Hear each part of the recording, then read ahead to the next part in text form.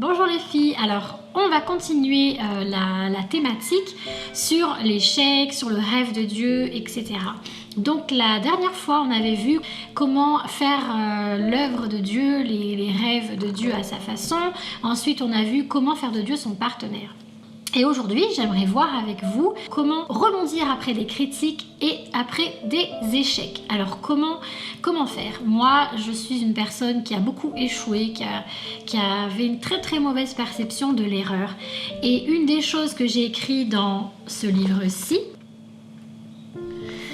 au milieu de l'échec, j'ai trouvé le sentier vers le bonheur. J'ai écrit quelque chose justement quand j'étais confrontée à l'erreur. La vérité n'a pas toujours bon goût. Change ta perception de l'erreur. L'erreur, ce n'est pas toi. Pourquoi ne fais donc-tu pas la même chose avec toi? Pourquoi est-ce que t'es-tu limité aujourd'hui? Pose-toi cette question. Quand est-ce que cela est arrivé? Réfléchis. C'est important que tu saches d'où viennent tes blessures pour mieux les cicatriser, pour aller de l'avant et ne pas les infliger aux autres et à ta fille par rapport au livre. Et en fait, moi, ce que je voulais vous dire par rapport à ça, c'est que j'ai toujours eu une très très mauvaise perception de l'échec. Faire une erreur, c'était la fin du monde, quoi. Échouer, c'était mauvais. Et du coup, Dieu a dû beaucoup me restaurer, me guérir par rapport à ça. Par rapport à ce livre, donc, je l'avais soumise à une personne qui est dans le domaine de l'édition. J'avais payé pour qu'elle m'aide à le retravailler. Alors, je ne vais pas citer son nom, hein, c'est pas le but, mais elle m'a beaucoup aidée pour tout ce qui est travail de fond. Mais là où je n'ai pas forcément entendu ces critiques, c'est qu'il y avait des choses avec lesquelles je n'étais pas d'accord. Donc, d'où mon thème, comment rebondir après des critiques et des échecs. Alors, pour ce livre-ci, elle m'avait fait une série de critiques et franchement, sur le coup, j'en ai pleuré. Et j'ai entre guillemets fait la part des choses, mis ça dans deux catégories. Les critiques que j'appelle constructives, sur lesquelles j'allais écouter, j'allais retravailler, j'allais prendre, même si ça fait mal, et les critiques que je dirais négatives, que je ne vais pas prendre en compte. Alors pourquoi? Je m'explique. Dans votre vie, vous aurez toujours des critiques. Des gens pour critiquer ce que vous faites. Moi, je vous encourage vraiment à les mettre dans deux catégories. Les critiques que vous prenez en compte pour vous aider à vous améliorer et celles que vous n'écoutez pas parce que vous savez que ça déroge complètement à ce que vous êtes et à vos valeurs. Donc c'est ce qui m'est arrivé dans ce livre. Cette personne m'avait fait une catégorie de critiques avec lesquelles j'étais d'accord, comme retravailler la fin, retravailler certains passages, notamment pour pas que la relation entre les deux personnages aille trop vite, qu'il y ait plus de cohérence. Franchement là-dessus j'étais d'accord. Retravailler également le personnage de Zoé. Et tout ça, c'était des critiques très très pertinentes et je la remercie cette personne si on ne sait jamais regarde la vidéo. C'était très pertinent et j'ai vraiment pris en compte.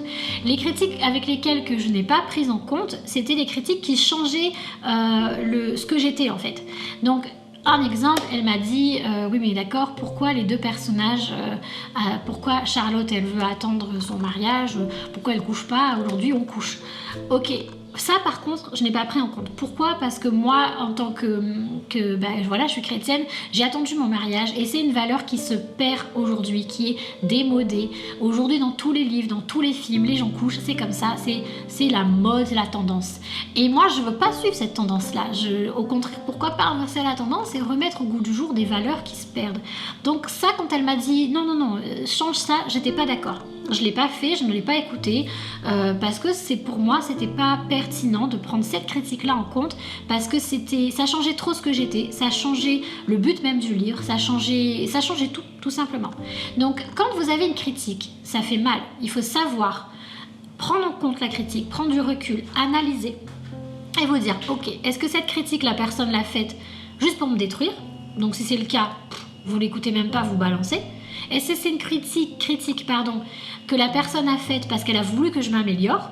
Si oui, est-ce que ça va à l'encontre de ce que je suis? Si c'est le cas, je ne prends pas en compte. Si c'est le cas, ok, je vais prendre en compte. Si c'est pas le cas, comment est-ce que je peux m'améliorer? Moi, j'ai deux personnes, deux bêta lectrices qui sont très très cohérentes et très pertinentes dans le retour. Donc la première, c'est Gaëlle Guiton, que je remercie, qui a été d'une aide extraordinaire dans ce roman. Elle m'a énormément aidée parce qu'elle a été très pertinente dans ses retours, parce qu'elle a lu la version avant sa publication. Et elle a été très pertinente, elle m'a fait des retours qui m'ont permis de creuser davantage les personnages, d'améliorer certaines choses. Et ce que j'apprécie avec Gaëlle, c'est que je ne sais pas si elle partage mes valeurs ou pas, mais elle ne cherche pas à changer ce que je suis. Et ça, Gaëlle, franchement, je te remercie. C'est tellement rare de trouver des bêta-lecteurs comme ça. Et elle m'accompagne en fait, toujours dans le but de m'améliorer. Un autre roman que je lui ai soumis, elle m'a fait des critiques. Mais elles ont toujours été justes et pertinentes. Donc je prends en compte, même si c'est pas facile à entendre, bah voilà, ton œuvre n'est pas aboutie, ça fait forcément mal. Mais je lui remercie parce qu'elle m'aide à m'améliorer. Franchement, Gaëlle, tu es au top là-dessus. Deuxième personne, c'est Nathalie Grondin. Je la remercie énormément parce qu'à chaque fois que j'ai fait des livres, elle a toujours su me pousser plus proche du cœur de Dieu. Et à chaque fois que j'ai écrit un roman, elle m'a toujours dit « Ok, là j'ai un check, là c'est pas forcément cool. » Mais elle met des gants, elle sait me dire « Ok, c'est toi l'écrivain, mais voilà, peut-être que... » Et j'apprécie énormément ce genre de retour parce que elle va toujours me pousser à me positionner et m'aligner à ce que la Bible dit. On était à 10 jours de la publication pour ce roman-là, parce que je l'avais déjà annoncé sur les réseaux, pardon, pas les réseaux. Et du coup, elle m'a dit, je pense qu'il faut que tu revoies tout ton livre. Et là, sur le coup, j'ai dit, Nathalie, tu plaisantes. Et j'en ai pleuré, et j'en ai pleuré. J'ai dit, comment je vais faire? Comment je vais faire? C'est impossible. Et là, elle m'a dit, la bombe, elle m'a dit, c'est quand c'est impossible que Dieu peut agir. Et là, j'ai dit, waouh! Elle a raison. Et là, j'ai fermé la porte et j'ai dit à mon mari, je reviens, je vais prier. Et j'ai prié, j'ai dit, Seigneur Jésus, comment je vais faire? Qu'est-ce que tu veux que je dise par rapport à ce livre pour tous les passages que je dois retravailler, ce que je dois enlever, ce que je dois remettre? Il me reste 10 jours à peine. Comment je vais faire? Parce que j'avais des enfants également. Et Dieu m'a guidée en fait, j'ai repris des passages que j'avais écrits quand je priais ou des fois quand j'étais en colère et j'écrivais à Dieu, je vidais mon cœur devant son trône quand je priais. Parce que je tiens un journal et j'ai repris ces passages-là que j'ai mis dans le livre et ça se trouve plus ou moins éparpillé dans le livre et je me dis waouh, ça me touche de voir qu'en fait Dieu, il va se servir de ton parcours de votre parcours de vie pour toujours vous guider en fait dans l'écriture. Donc garder un journal, c'est vraiment important. Deuxième point, l'échec.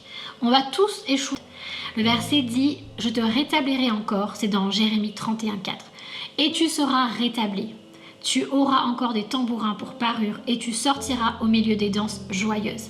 Et Mathieu Gatté disait, donc le pasteur, un des plus grands pièges dans la vie chrétienne est de croire que nos échecs nous disqualifient. Et moi, combien de fois j'ai cru cette année, surtout au début de l'année, quand Dieu m'a dit, ok, tu es pas en train de collaborer avec moi, tu es en train de faire ce que je t'ai demandé à ta façon. Et j'ai dit, oh non, un échec de plus, mais alors là, monumental. Et j'ai dit j'en ai marre, j'en ai pleuré. Bref, Dieu m'a montré plein de trucs dans le confinement, je vous l'ai déjà dit.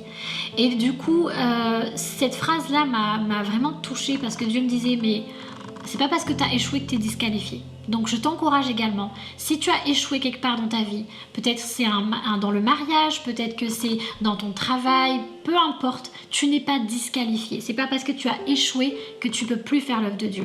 Un autre verset qu'il a partagé dans ce message, c'est « Conduisez-vous avec sagesse envers ceux du dehors et rachetez le temps ». C'est dans Colossiens 4, 5. Et en fait, il disait « Quand je me positionne dans la main de Dieu, quand je reviens à Christ, quand je me repositionne, on se place dans la rédemption. Et Dieu rachète non seulement ton temps, mais aussi ton histoire. Et moi, ça m'a touchée quand il a partagé ce message parce que Dieu m'a dit « tu vois, comme tu es revenu dans ma main, comme tu m'as remis ton don, ton talent, ton temps, tes échecs, je vais tout racheter.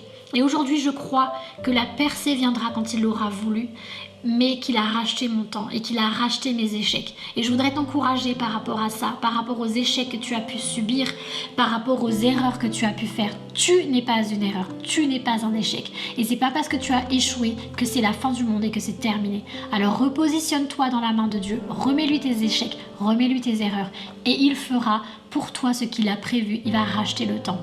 Et si tu n'es pas chrétien, peut-être que tu ne sais pas comment venir à Dieu. Je t'encourage juste simplement à venir vers lui et lui dire « Seigneur, ben voilà, je ne te connais pas. Est-ce qu'on peut faire connaissance? Je veux essayer de mieux te connaître. Et crois-moi, il va le faire. Et on est là pour toi, n'hésite pas à m'écrire.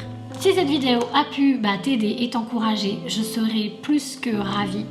Et n'hésitez pas encore une fois à mettre en commentaire si vous avez des désirs de thèmes que vous voulez que j'aborde. Et ensuite, vous pouvez retrouver tous mes livres en version papier sur BOD, sur la FNAC, sur Amazon et également sur mon site. Je vous dis à bientôt. Bye.